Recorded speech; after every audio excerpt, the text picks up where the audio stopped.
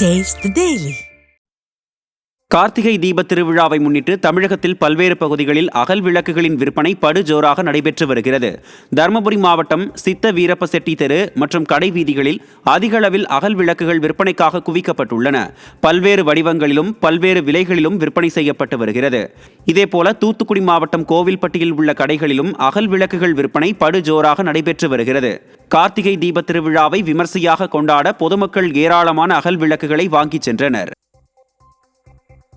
விழுப்புரம் மாவட்டம் செஞ்சியில் சிலிண்டர் ஏற்றி சென்ற லாரியும் காரும் மோதிக்கொண்ட விபத்தில் லாரியில் இருந்த சிலிண்டர்கள் சாலையில் விழுந்ததால் கடும் போக்குவரத்து நெரிசல் ஏற்பட்டது. செஞ்சியில் சிலிண்டர்கள் ஏற்றி சென்ற லாரியும் திருவண்ணாமலையிலிருந்து வந்த காரும் ஒன்றுடன் ஒன்று மோதி விபத்துக்குள்ளானது. இந்த விபத்தில் லாரியில் இருந்த சிலிண்டர்கள் சாலையில் கொட்டியதால் கடும் போக்குவரத்து நெரிசல் ஏற்பட்டது. மேலும் விபத்தில் காயமடைந்த 3 பேரும் மருத்துவமனைக்கு அனுப்பி வைக்கப்பட்டனர். விருதுநகர் மாவட்டம் ஸ்ரீவில்லிபுத்தூர் பகுதியில் புதிதாக கட்டப்பட்ட நவீன எரிவாயு தகன மேடையில் போதிய மின்விளக்கு வசதி இல்லை என பொதுமக்கள் குற்றம் சாட்டியுள்ளனர். இதுகுறித்து பலமுறை புகார் அளித்தும் அதிகாரிகளும் எந்த நடவடிக்கையும் எடுக்காததால் திமுக அரசு மீது மக்கள் அதிருப்தி அடைந்துள்ளனர். வெற்று விளம்பரத்திற்காக மட்டுமே ஸ்டாலின் அரசு செயல்படுவதாக அப்பகுதி மக்கள் குற்றம் சாட்டியுள்ளனர். திருவள்ளூர் மாவட்டம் புழல் ஏரியில் கால்வாய் மூலம் கழிவுநீரை கலப்பதாக பொதுமக்கள் குற்றம் சாட்டியுள்ளனர். அம்பத்தூர் ஒரகடம் 79வது வார்டுக்கு உட்பட்ட சீனிவாசன் நகர் ஓடை தெருவில் கழிவுநீர் கால்வாய் கட்டப்பட்டு வெளியில் தெரியாத அளவிற்கு உள்ளது. இந்த கழிவுநீர் கால்வாய் வழியாக புழல் ஏரியில் கழிவுநீர் கலக்கப்படுவதாக மக்கள் குற்றம் சாட்டியுள்ளனர். நீர்நிலைகளில் கழிவுநீர் கலப்பதை தடுக்காமல் வேடிக்கை பார்க்கும் திறனற்ற திமுக அரசால் பொதுமக்களுக்கு சுத்தமான தண்ணீர் கிடைப்பது கேள்விக்குறியாகியுள்ளது. கோவையில் அவசர கதியில் விளம்பரம் தேடுவதற்காக செம்மொழி பூங்காவை ஸ்டாலின் திறந்திருப்பதாக பலரும் குற்றம் சாட்டுகின்றனர். சுற்றுச்சூழல் அனுமதி உள்பட எந்த அனுமதியும் பெறாமல் பணிகளும் முடியாமல் பூங்கா திறக்கப்பட்டு பயன்பாட்டுக்கு வராததால் பூங்காவை பார்க்க வருவோர் ஏமாற்றத்துடன் திரும்பும் நிலையில் பூங்கா திறப்பு குறித்து அமைச்சர்கள் KN நேரு மற்றும் செந்தில் பாலாஜி ஆகியோரிடம் செய்தியாளர்கள் எழுப்பிய கேள்விக்கு பதிலளிக்க முடியாமல் எழுந்து சென்றனர். மேலும் மிரட்டும் தொனியில் பேச முயன்ற செந்தில் பாலாஜியை எங்களுக்கு நீங்கள் அறிவுரை தர வேண்டாம் என கோவை செய்தியாளர்கள் பதிலடி கொடுத்தனர்.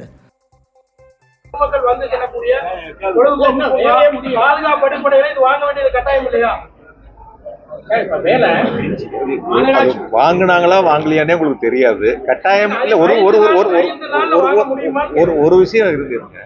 ஒரு அரசு நிர்வாகம் முதலமைச்சர் திறக்கிறாங்க. இது எல்லாம் முறைப்படி இல்லாம முதலமைச்சர் திறக்க மாட்டாங்க. முழு விவரம் உங்களுக்கு தெரியும். கேள்வி கேட்கணுங்கிறதுக்காக எதை வேணாலும் கேட்க வேண்டாம்.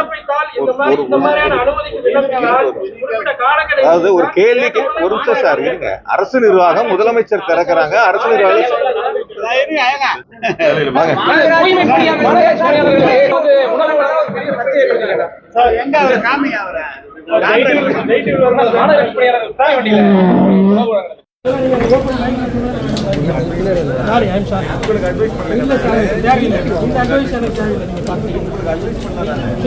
பேசிக் நாலேஜ் இல்லாம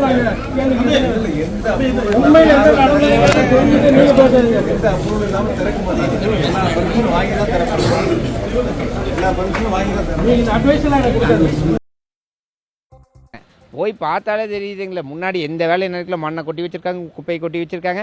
எல்லா வேலை நடந்துட்டு தான் இருக்குதே தவிர செயல்பாட்டுக்கு வராமல் எதுக்கு அவசர கதியில் இந்த வேலையை தொடங்கினாங்க? ஃபஸ்ட்டு ஊருக்குள்ளே இருக்க பூங்காக்களை சரி பண்ணுங்கள். அதுக்கப்புறம் செம்மொழி பூங்காவை நீங்கள் ஆரம்பிங்க. இதை விட்டு போட்டு ஒரு கல்வெட்டில் பேர் பதியறதுக்காக நீங்கள் அவசர கதியில் தான் இதை செம்மொழி பூங்கா ஓப்பன் பண்ண மாதிரி தான் இருக்குதுன்னு எல்லாருமே பேசிகிட்டு இருக்காங்க. கடலூர் மாவட்ட ஆட்சியரிடம் பன்ருட்டி பேருந்து நிலைய தற்காலிக இடமாற்றத்தை எதிர்த்து வியாபாரிகள் புகார் மனு அளித்தனர். பன்ருட்டி பேருந்து நிலைய விரிவாக்க பணிகள் 6 மாதத்தில் முடிவடையும் என கூறி 10 மாதங்கள் ஆகியும் நிறைவடையாமல் உள்ளது. இதன் காரணமாக பேருந்து நிலைய வியாபாரிகள் 2 பேர் கடன் தொல்லையால் உயிரிழந்திருப்பதாக கூறப்படுகிறது. இந்நிலையில் விடியாத ஸ்டாலின் மாடல் அரசின் பன்ருட்டி நகராட்சி நிர்வாகம் தற்காலிக பேருந்து நிலையம் அமைப்பதன் மூலம் 250 குடும்பங்களின் வாழ்வாதாரம் வஞ்சிக்கப்படுவதை தடுக்க வலியுறுத்தி சில்லறை வியாபாரிகள் ஆட்சியரிடம் புகார் மனு அளித்தனர். எங்களுக்கு தேவை பஸ் ஸ்டாண்டில் தான் தேவை. எங்களுக்கு அங்கே கழிப்பட வசதி கூட கிடையாதுங்க. அங்கே ஏதாவது செயின் எடுத்துன்னு பக்கத்தில் கொல்லியில் போனால் கூட பிடிக்கிற ஆள் கிடையாதுங்க. ஒரு பாதுகாக்கிற இடமா அங்கே சூஸ் பண்ணி வச்சிருக்காங்க. பக்கத்தில் ஆறு இருக்குது. அப்படியே என்ன பண்ணுவோம், அந்த கொள்ளை போகிறதுக்கு பெண்களுக்கு பாதுகாப்பு எல்லா நிலையுமே அந்த தற்காலிக பேருந்து நிலையத்தில் இருக்குது. இங்க பாதுகாப்பா இருக்குது, எல்லா கழிப்பிட வசதி எல்லாமே தெளிவா இருக்கு. நீங்க நடுவில் அமைச்ச ஷெட்டுனால தான் இப்ப பஸ் ஸ்டாண்டே கேவலமா கிடக்குது. திருநெல்வேலி மாநகராட்சிக்குட்பட்ட மேலப்பாளையம் மண்டலம் 43வது வார்டு பகுதியில் பாதாள சாக்கடையில் அடைப்பு ஏற்பட்டு கழிவுநீர் சாலைகளில் ஓடுவதால் பெரும் அவதிக்குள்ளாவதாக குற்றச்சாட்டு எழுந்துள்ளது. 43வது வார்டு பகுதிகளான குல வணிகர்புரம், அம்பை சாலை உள்ளிட்ட பல்வேறு பகுதிகளில் கடும் துர்நாற்றம் வீசுவதுடன் நோய் பரவும் அபாயமும் இருப்பதாக மக்கள் அச்சம் தெரிவித்துள்ளனர். புகார் அளித்தும் அதிகாரிகள் இதுவரை நடவடிக்கை எடுக்கவில்லை எனவும், விடியாத திமுக அரசு மக்கள் நலனில் அக்கறையில்லாமல் அலட்சியத்துடன் செயல்படுவதாகவும் மக்கள் வேதனை தெரிவித்துள்ளனர். மதுரை மற்றும் அதன் சுற்றுவட்டார பகுதிகளில் பெய்த மழையால் சாலையோரங்களில் மழைநீர் தேங்கி நின்றதால் பொதுமக்கள் கடும் அவதியடைந்தனர். மதுரை புறநகர் மற்றும் நகர்ப்பகுதிகளில் ஆங்காங்கே பெய்த மழையால் சாலைகளில் மழைநீர் தேங்கி நின்றது. இதனால் பொதுமக்களும் வாகன ஓட்டிகளும் கடும் அவதியடைந்தனர். மேலும் இந்த மழையால் பள்ளி கல்லூரி சென்ற மாணவர்கள் நனைந்தபடியே வீட்டிற்கு சென்றனர். தேனி மாவட்டம் கம்பத்தில் வாட்டர் சர்வீஸ் ஸ்டேஷனில் மின்கசிவு ஏற்பட்டு மின்சாரம் தாக்கியதில் இளைஞர் ஒருவர் பரிதாபமாக உயிரிழந்தார்.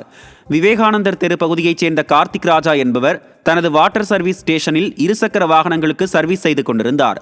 அப்போது எதிர்பாராத விதமாக மோட்டாரில் இருந்து மின்சாரம் தாக்கியதில் கார்த்திக் ராஜா பரிதாபமாக உயிரிழந்தார்.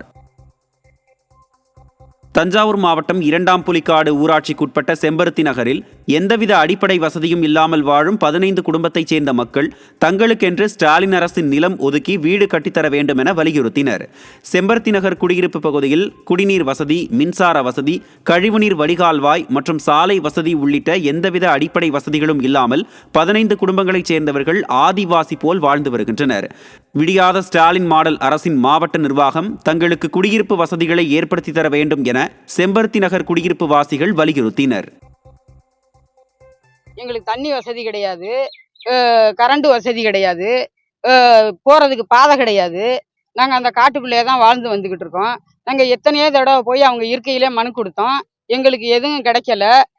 தஞ்சாவூர், திருச்சி எங்கே பார்த்தாலும் நாங்கள் போய் மீட்டிங்கு வரும்போதெல்லாம் எங்களை கூப்பிடுவாங்க, நாங்கள் போயிட்டு வந்தோம், எங்களுக்கு எதுவும் கிடைக்கல. இப்போ 10 நாளைக்கு கூட்டி கொண்டு போய் வைப்பாங்க, 10 நாள் எங்களை அனுப்பி விட்ருவாங்க. எங்களுக்கு வசதி வேணும் சார், வீடு வேணும் சார். சென்னையை அடுத்த OMR சாலையில் டிட்வா புயல் காரணமாக பெய்த தொடர் மழையில் சாலையில் மழைநீர் தேங்கி நின்றது. IT நிறுவனங்கள், வணிக வளாகங்கள் கொண்ட OMR சாலையில் லட்சக்கணக்கான வாகன ஓட்டிகள் நாள்தோறும் பயணிக்கும் நிலையில் மெட்ரோ ரயில் பணி காரணமாக ஆங்காங்கே குண்டும் குழியுமாக உள்ளது. இதனால் செம்மஞ்சேரியில் இருந்து துறைப்பாக்கம் நோக்கிச் செல்லும் சாலை, சோழிங்கநல்லூர் சிக்னலில் இருந்து திருப்போரூர் நோக்கிச் செல்லும் சாலையிலும் மழைநீர் தேங்கி நின்றது. விடியாத ஸ்டாலின் மாடல் அரசின் மாநகராட்சி நிர்வாகம் பேராபத்து ஏற்படும் முன் தேங்கிய நீரை உடனே அகற்ற வேண்டும் என பலரும் வலியுறுத்தியுள்ளனர். திண்டுக்கல் மாவட்டம் குட்டியப்பட்டி பகுதியில் பல மாதங்களாக பூட்டியே காணப்படும் பெண்கள் சுகாதார வளாகத்தை திறக்க வேண்டும் என அப்பகுதி மக்கள் வலியுறுத்தியுள்ளனர். குட்டியப்பட்டி பகுதியில் உள்ள பெண்கள் சுகாதார வளாகம் 2 லட்சம் ரூபாய் செலவில் சீரமைக்கப்பட்டது. இந்நிலையில் சீரமைப்பு பணிகள் முடிந்த நிலையில் இதுவரை சுகாதார வளாகம் திறக்கப்படாமல் பூட்டியே கிடப்பதாக மக்கள் குற்றம் சாட்டியுள்ளனர். விடியாத திமுக அரசு வெற்று விளம்பரத்திற்கு நிதி ஒதுக்கி சீரமைத்துவிட்டு அதை மக்கள் பயன்பாட்டிற்கு திறக்காமல் இருப்பதாக பொதுமக்கள் குற்றம் சாட்டியுள்ளனர். கார்த்திகை மாதம் 3வது சோமவாரத்தையொட்டி தமிழகத்தில் பல்வேறு கோயில்களில் 108 சங்காபிஷேக பூஜை விமர்சையாக நடைபெற்றது. கடலூர் மாவட்டம் புவனகிரியில் உள்ள ஸ்ரீ வெள்ளியம்பலம் சுவாமிகள் கோயிலில் சங்காபிஷேக விழாவையொட்டி மீனாட்சி சமேத சோமசுந்தரேஸ்வரர் சுவாமிக்கு பல்வேறு பொருட்களுடன் சிறப்பு பூஜைகள் நடைபெற்றது. இதைத் தொடர்ந்து 108 சங்காபிஷேக பூஜையும் நடைபெற்றது. மேலும் இதேபோல நாகை மாவட்டம் வேதாரண்யேஸ்வரர் கோயிலில் புனித நீர் அடங்கிய குடங்களில் தீர்த்தம் எடுத்து வரப்பட்டு மூலவருக்கு சிறப்பு அபிஷேக ஆராதனைகள் நடைபெற்றது. இந்த சிறப்பு பூஜையில் ஏராளமான பக்தர்கள் பங்கேற்று சுவாமி தரிசனம் செய்தனர்.